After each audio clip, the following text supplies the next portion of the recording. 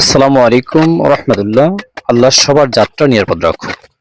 প্রিয় দর্শক, মূল লেনটি পরিষ্কার করলেই হতো, কিন্তু না, দেখলাম যে মেইন রাস্তাও ঘাসে ঢেকে দিয়েছে, লাল ইট এবং সাদা রেখাটি।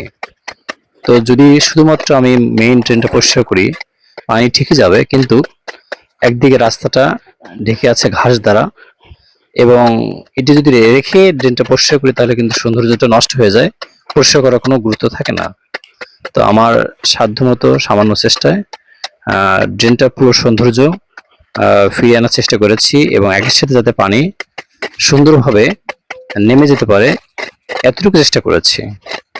তো আসুন, এই প্রিয় দেশটিকে ভালো রাখার জন্য, পরিষ্কার রাখার জন্য শুধু সরকারের দায়িত্বশীলদের উপরেই দায়িত্ব বর্তায় না, যারা সচেতন নাগরিক আছে আমরা, তাদেরও দায়িত্ব রয়েছে দেশের প্রতি মমত্ববোধ রাখা, ভালোবাসা রাখা এবং কিছু না কিছু করা।